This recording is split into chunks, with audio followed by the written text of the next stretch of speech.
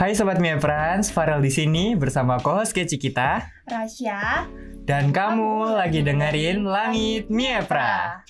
Halo teman-teman, akhirnya nih kita bisa ngobrol seru-seruan bareng kalian lagi nih. Setelah di episode sebelumnya kita udah ngobrol seru-seruan bareng Kak Nova yang merupakan alumni yang berhasil terjun ke dunia pageant. Bener banget tuh, tapi kali ini kita juga kedatangan bintang tamu yang gak kalah spesial teman-teman. Nah beliau, aku yakin teman-teman semua pasti udah gak asing sama beliau lagi karena beliau merupakan salah satu guru di sini. So please welcome Pak Sufi. Terima kasih. Bagaimana kabarnya? Boleh dong say hi dulu ke teman-teman. Alhamdulillah baik, dan semoga karena ini kondisinya pasca asas ya, semoga semuanya nanti dapat nilai terbaik sesuai dengan usahanya masing-masing. Amin. Jadi buat teman-teman yang belum tahu nih, Pak Sufi merupakan salah satu guru antropologi di SMA Negeri 1 Duren. Nah, tapi selain antropologi, ternyata Pak Sufi juga ngajar di sosiologi ya, Pak? Ya, ngajar sosiologi juga. Oh gitu ternyata teman-teman. Wah, gak cuma itu, Pak Sufi ini juga tentunya udah dikenal banget nih sama teman-teman Miepras. Salah satunya adalah karena metode pembelajaran Pak Sufi itu yang variatif banget, mulai dari pembelajaran di dalam kelas maupun di luar kelas. Aku juga nih sebagai salah satu murid antropologinya Pak Sufi itu jadi hafal banget kalau misalnya kondisi kelas itu udah nggak kondusif atau udah mulai panas, itu biasanya Pak Sufi ini suka ngasih mini games atau ice breaking buat lanjut ke materi selanjutnya. Wah keren banget. Tapi dengar-dengar nih Pak Sufi kemarin juga sempat jadi mendampingi teman-teman SMA Negeri 1 Duren dalam pembuatan film pendek ya Pak? Oh ya. Oke, kemarin sempat. Yang saya tahu kemarin tuh udah jadi pembina di SMA Award sama Thanos 2024, betul ya? Iya. Oke, wah keren banget sih.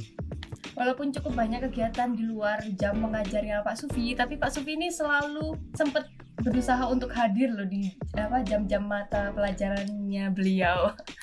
Wah, ini jadi bukti sih kalau Pak Sufi itu benar-benar enjoy sama passionate sama dunia pendidikan gitu.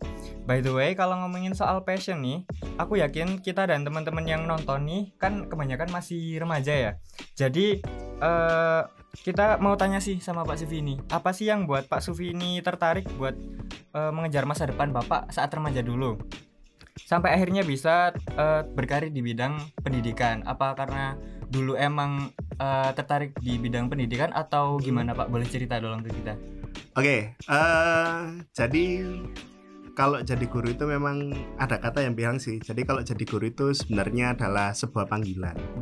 Nah, panggilan itu memang kadang-kadang muncul, kita nggak pernah tahu kapan panggilan itu akan datang. Tetapi kalau saya sendiri, kenapa kok sekarang bisa sampai di dunia pendidikan, itu memang saya sejak sekolah itu punya ketertarikan terhadap beberapa guru tertentu. Nah, dari beberapa guru itu saya merasa enak banget sih diajar sama beliau. Kok dengan cara ngajarnya saya bisa memahami sesuatu dari yang dulunya nggak tahu menjadi yang tahu. Nah, dari itu kemudian memantik saya untuk kayaknya jadi guru seru nih. Nah, kemudian selanjutnya lagi jadi ada dua guru yang menurut saya sangat berjasa dalam kenapa kok saya kemudian mendapatkan dalam tanda kutip panggilan untuk jadi guru itu ya. Yang pertama adalah guru SD saya dan yang kedua adalah guru di SMA ini. Nah, ketika itu kebetulan, jadi kalau cerita ke belakangnya, jadi kebetulan saya itu dulu ketika di SMA jurusannya adalah IPS. Ketika dulu masih ada jurusannya IPS. Nah, di IPS itu ya kalau dulu kan memang IPS itu gambarannya memang anaknya bukan anak-anak yang cuma fokus untuk belajar di dalam kelas, tapi punya kreativitas di bidang yang lainnya. Nah, kebetulan di kelas saya dulu itu kreativitasnya terlalu kreatif. Jadi saking kreatifnya sehingga ketika di kelas itu ya akhirnya banyak teman-teman yang tidak fokus ke akademiknya tapi fokus ke yang lainnya.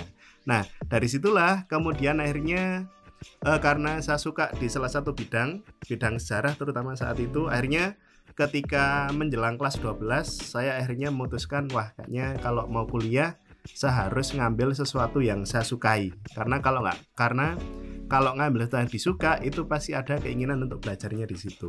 Nah, dari situ kemudian akhirnya saya memutuskan untuk ngambil jurusan pendidikan karena saya IPS, akhirnya saya ngambil yang ada IPS-nya, saya ngambil jurusan sejarah. Awalnya dari situ. Kalau saya aslinya, kalau S1 saya itu adalah sejarah. Tapi karena satu dan lain hal, akhirnya ketika di SMA, dulu ketika saya awal masuk itu ngajarnya 3 mapel. Ngajar sejarah, ngajar sosiologi, sama ngajar antropologi. Tapi di antara ketiga itu sebenarnya semuanya sama sih, fokusnya adalah ke manusia. Cuma bedanya ada pada fokus kajiannya. Yang satu pada masa lalunya, yang satu pada hubungannya dengan manusia lain, yang satunya lagi dengan hasil kebudayaannya. Kayak gitu.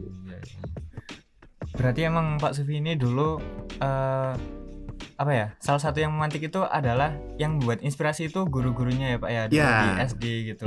Jadi Pak Sufi ini tertarik buat lanjut ke dunia pendidikan itu karena itu salah satunya.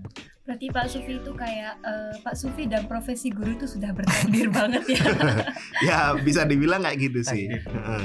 Jadi nih setelah pada akhirnya Pak Sufi itu berhasil menemukan mimpi dan cita-cita Pak Sufi jadi guru, aku mau tahu dong gimana kira-kira caranya Pak Sufi itu untuk tetap fokus untuk mengejar mimpi dan cita-cita tersebut. Soalnya kan pada masa itu kan Pak Sufi masih dibilang masih masa remaja ya. Apalagi di zaman sekarang itu kan masa-masa remaja itu masa-masa yang rentan untuk terkena lingkungan buruk ataupun baik dari lingkungan sekitar gitu. Betul banget. Salah satu contohnya nih Pak, kalau saat kita remaja tuh kan kita udah mulai mengenal sama hubungan asmara dan cinta gitu loh Pak. Nah kalau terus banyak yang bilang kalau hubungan cinta dan asmara itu malah membuat fokus belajar kita jadi terhalangi gitu. Kalau menurut Pak Sufi itu gimana tanggapannya? Oke, jadi kalau menurut saya, jadi perasaan suka terhadap lawan jenis itu adalah sesuatu yang normal. Dan bahkan hal itu adalah sesuatu yang harus dilalui. Karena kalau kita berkaca pada saat ini kan, kalau dulu mungkin rasa suka itu cuma antara laki-laki ke perempuan, perempuan laki-laki. Tapi sekarang dengan berkembangnya media sosial, berkembangnya banyak sekali ideologi dan sebagainya, kadang-kadang ada juga loh yang gak cuma ke lawan jenis, bahkan ke sesama jenisnya itu juga memiliki rasa ketertarikan. Nah untuk itu bagi saya rasa ketertarikan terhadap lawan jenis itu adalah sesuatu yang sangat wajar sekali. Tetapi yang perlu diingat adalah bahwa ketertarikan itu juga harus memiliki batasan. Ada hal-hal yang boleh dilakukan dan tidak boleh dilakukan. Kalau kita mengagumi seseorang itu boleh, silahkan aja. Tapi kalau kita terobsesi terhadap orang itu adalah sesuatu yang lebih baik coba untuk dihindari saja.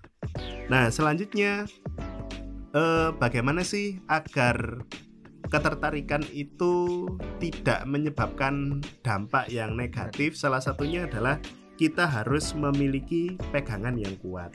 Kita harus memiliki keyakinan yang kuat.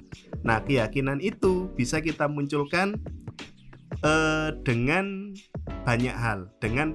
Maksudnya keyakinan atau pegangan itu bisa kita dapatkan dari berbagai faktor. Yang pertama bisa dari ajaran agama. Jadi kita berpegang teguh terhadap ajaran agama, apa yang boleh dan tidak boleh dalam ajaran agama. Yang kedua adalah apa yang boleh dan tidak boleh dilakukan menurut aturan budaya di mana kita berada. Misalnya, kalau tadi saya akan mencontohkan, kalau suka sama lawan jenis itu adalah sesuatu yang wajar, normal. Nah, tetapi kalau kita pakai cara pandang budaya di Indonesia, kalau di Indonesia maka yang normal itu adalah antara lawan jenis, laki-laki perempuan, perempuan dengan laki-laki. Nah, tapi kalau dalam konteks budaya yang lebih luas lagi, ya ada yang suka laki-laki dan laki-laki, perempuan dan perempuan. Tapi kembali lagi bahwa kita konteksnya di mana bumi dipijak, di situ langit dijunjung. Di mana kita berada, maka disitulah kita harus mengikuti aturan yang ada di situ. Apalagi kita ini kan di Indonesia tuh punya Pancasila kan. Sila pertamanya adalah ketuhanan yang Maha Esa. Berarti aturan agama adalah yang utama. Ya, harusnya seperti itu. Jadi emang penting banget ya Pak buat tahu batasan dan tekad-tekad. Iya, harus. Apalagi kan di fase remaja itu fase-fase yang penuh godaan. Nah, fase-fase mencari jati diri. Nah, apalagi itu. Oke, tapi ngomong-ngomong soal asmara dan cinta nih Pak, seperti yang saya singgung tadi, kan ada teman-teman itu malahan yang punya asumsi kalau hubungan asmara itu bisa dijadikan sebagai sebuah penyemangat atau kalau Genzi bilangnya itu support system lah. Nah, tapi di satu sisi itu ada yang bilang kalau ini bakalan membuat fokus belajar kita itu jadi lebih buyar gitu. Nah, kalau menurut Pak Sufi sendiri yang lebih relate sama Pak Sufi itu yang mana, Pak? Oke, jadi asmara itu sebenarnya kalau diibaratkan itu bisa seperti dua mata pisau bermata dua. Nah, ada kalanya asmara itu kalau jatuh ke tempat yang tepat, kalau digunakan dengan tepat bisa menjadi penyemangat kita. Tetapi kalau jatuhnya ke tempat yang nggak tepat, justru itu nggak jadi penyemangat, tapi jadi penghambat untuk kita.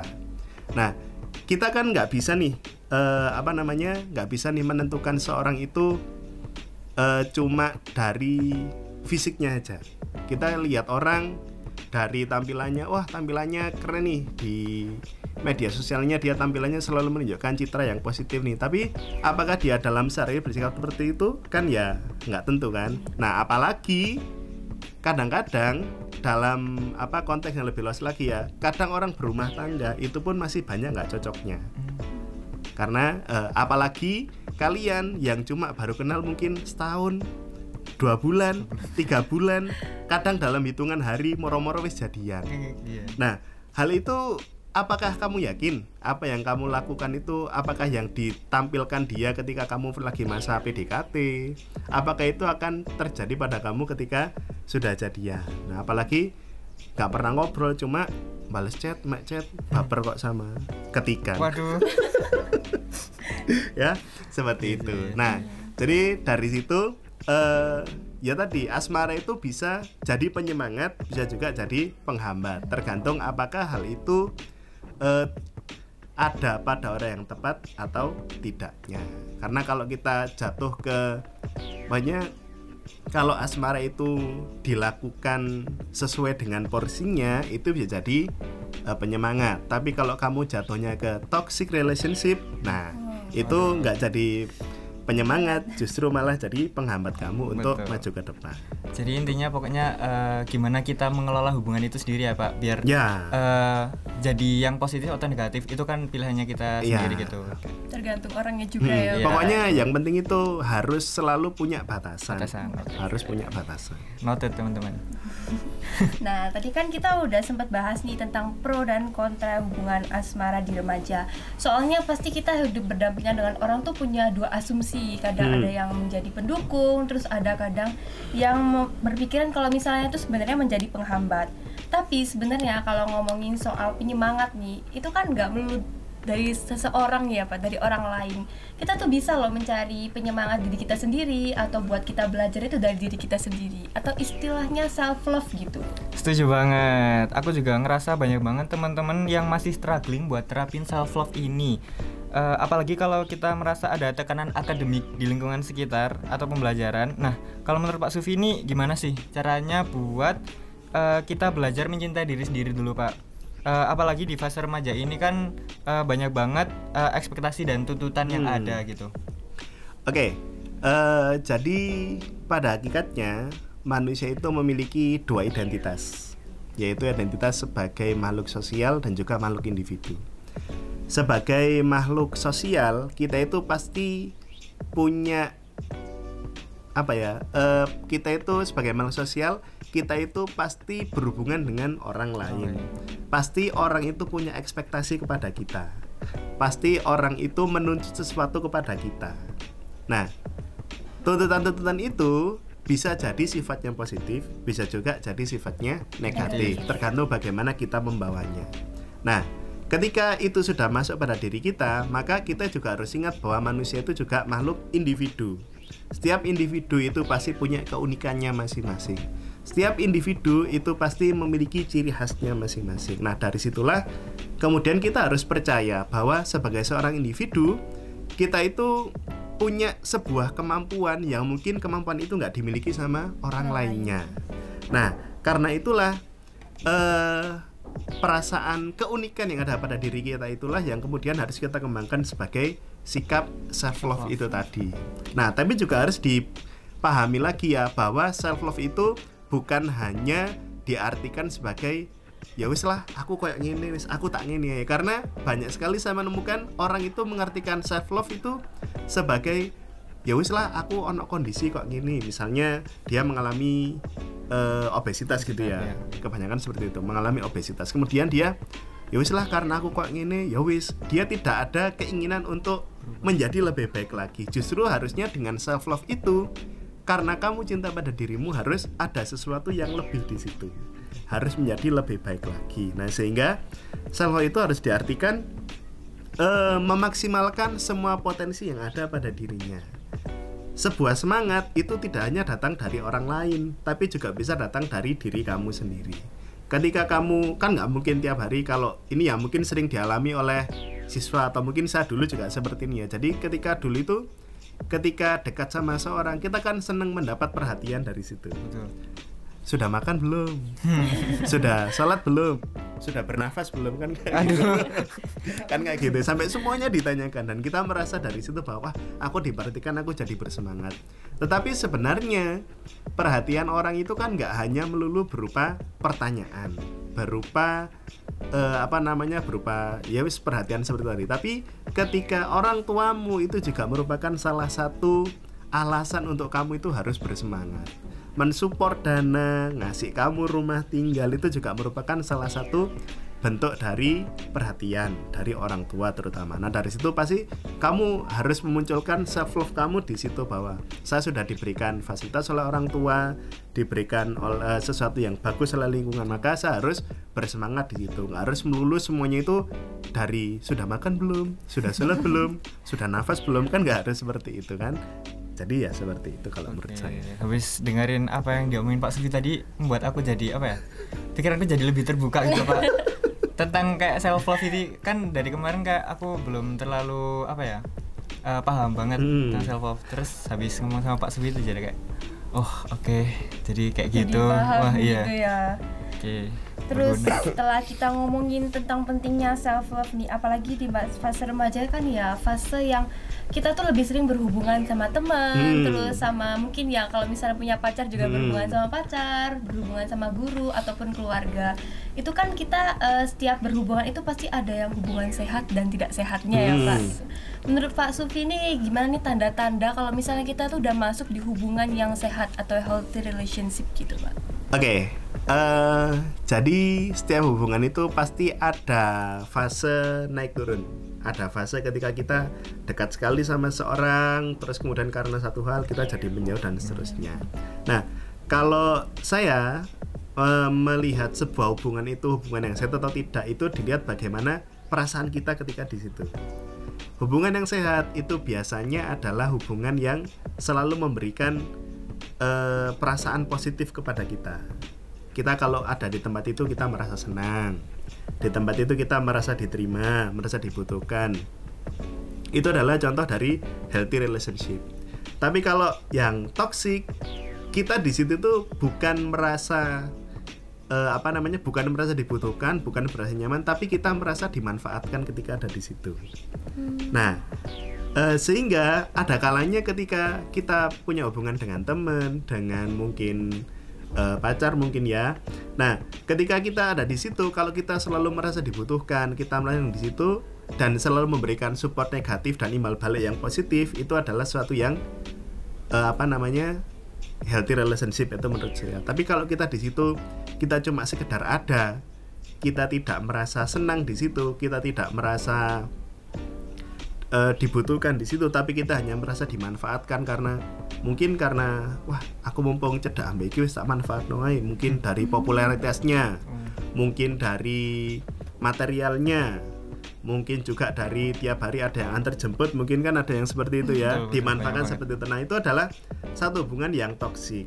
Nah, sehingga kalau kita berhubungan sama teman ya, kita harus mencari tempat di mana kita ini benar-benar merasa enjoy di situ, ngerasa senang. Senang itu berarti ya semuanya merasa senang, nggak cuma satu orang yang senang lainnya dimanfaatkan. Itu namanya bukan sesuatu yang healthy, tapi adalah sesuatu yang sangat toksik sekali. Kalau bagi saya seperti itu. Berarti intinya apa ya? Yang bisa manfaat buat satu sama lain Ya, gitu kan Pak, bukan betul, buat betul. satu manfaat, yang satunya malah merugikan gitu Ya, kan. itu kan jadi kayak Ya. parasit Nggak adil, kan gitu. iya, parasit. Jadi parasit Jadi kan. benalu kan, Pak. Nah, betul, kayak gitu. Terus kalau misalnya nih Pak, pasti di teman-teman di luar sana mungkin ada yang sudah terlanjur masuk ke toxic relationship atau yang nggak sehat gitu ya Pak. Menurut Pak Sufi ini gimana sih kita bisa ngehandle atau keluar dari hubungan toksik itu tadi?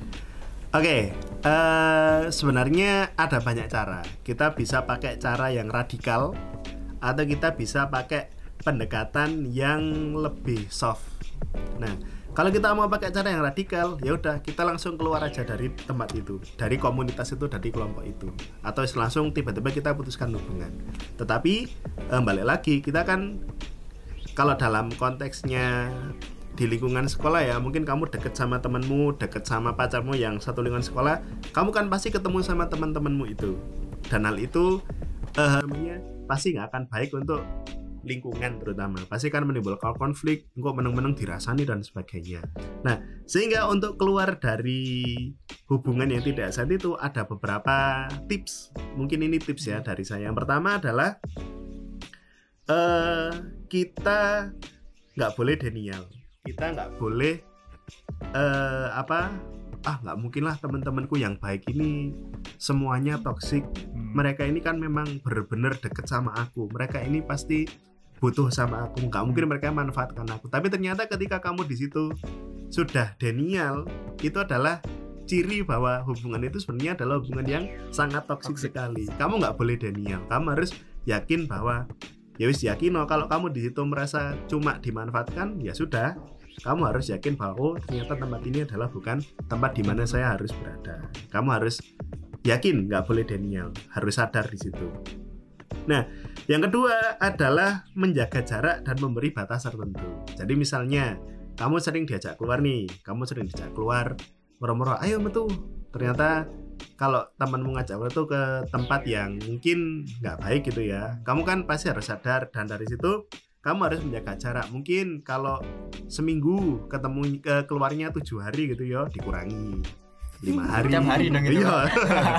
Ya, Itulah. dikurangi. Jadi dikurangi intensitasnya. Kalau kita nggak bisa memutuskan sesuatu itu langsung saat itu juga, ya kita kurangi porsinya. Tahap gitu. Ya, mengurangi intensitas komunikasinya, mengurangi intensitas untuk bertemu dan sebagainya, agak dikurangi. Karena nanti di situ kan mulai tercipta jarak. Nah, selanjutnya kamu harus memprioritaskan diri kamu sendiri. Jadi kamu jangan sampai ngerasa, aduh aku gak penak gak dijak matu tapi aku gak iso terus. Jangan, kamu harus memprioritaskan diri kamu sendiri. Waktunya ulangan, temenmu ngopi gitu kan, orang-orang ngopi, info ngopi gitu. Ya kamu harus memprioritaskan dirimu. Kalau temenmu mungkin prioritasnya berbeda, tapi kalau kamu punya prioritas, prioritasku lek meneh asas, ya aku berarti kudu sinau, harus belajar. Maka ya prioritasnya adalah diri kamu sendiri dan bukan temanmu, bukan orang lain. Selanjutnya kamu harus punya langkah selanjutnya. Jadi kalau kamu sudah berencana untuk keluar dari suatu hubungan yang toksik, kamu juga harus punya langkah selanjutnya. Apa yang akan saya lakukan? Misalnya kalau saya biasanya waktunya habis hanya untuk ngopi, hanya untuk balesi chat, hanya untuk membahas sesuatu yang mungkin nggak terlalu penting-penting amat, ya sudah, waktu kamu itu kamu bisa gunakan untuk kegiatan positif lainnya, misalnya ikut ekstrakurikuler kah, ikut organisasi atau yang lain sebagainya, sehingga kamu itu nggak punya waktu untuk berpikiranmu itu kosong. Jadi selalu ada aktivitas yang dilakukan, karena masa remaja itu tenaganya masih sangat besar sekali. Saya sudah merasakan, saya sekarang masuk awal 30 ya. Tenaga itu nggak seperti kayak dulu. Jadi kalau dulu mungkin keluar ngopi, ayo ngopi malam sampai jam 1-an lah, sampai jam 1-an ketika masa kuliah gitu ya. Sekarang keluar mau pulang jam 9 terus masuk angin, dikeroi dan sebagainya gitu. Nah makanya mumpung kamu masih muda, masih punya waktu yang lebih banyak, tenaga lebih banyak, gunakan untuk sesuatu yang lebih positif. Dan yang paling penting dari semua itu adalah kamu harus mendekatkan diri kepada Tuhan yang Maha Esa. Karena ya bagaimanapun usaha kita itu masih Ciptaan. punya pegangan. Kita harus punya pegangan bahwa semua yang saya lakukan ini sudah diatur oleh Yang Maha Kuasa. Asik. Kalau saya nggak punya kalau saya tidak berperilaku baik, maksud sih Tuhan mau ngasih kepada saya seperti itu. Jadi Oke. emang keberanian dan keyakinan gitu ya. Iya, penting harus banget gitu, Pak. harus. Soalnya kita kan ya nggak mikir kalau misalnya kita tuh harus pantas dapat perlakuan yang toksik. Iya, gitu. Kita bisa heeh. dapat perlakuan yang lebih baik lagi dari Iya. ini. Oke, wah nggak kerasa ya obrolan kita ternyata udah seru banget sampai ternyata waktunya udah hampir habis Pak ini Pak. Ya, Jadi terima kasih banyak buat Pak Sufi sama-sama. telah meluangkan waktunya dan berbagi banyak banget hal buat kita. Selain itu juga banyak banget insight-insight yang saya dapatkan dan tentunya para Miapras juga pasti banyak banget yang pikirannya Sama-sama. jadi terbuka karena omongnya Pak Sufi gitu. Aku juga pribadi juga ikut senang buat bisa hadir bareng Pak Sufi di episode kali ini. Jadi pasti teman-teman Miapran yang setia nungguin dari awal sampai akhir juga pasti dapat motivasi atau dapat pandangan pembelajaran yang banyak buat tetap terus peduli sama dirinya masing-masing. Oke, mungkin episode kali ini kita sudahi sampai sini saja ya. Jadi buat teman-teman Miapras jangan lupa stay tune di channel YouTube SMA Negeri 1 Turen tiap minggu pagi karena podcast kita episodenya akan selalu tayang pada minggu pagi. So, see you in another masterpiece. Bye bye.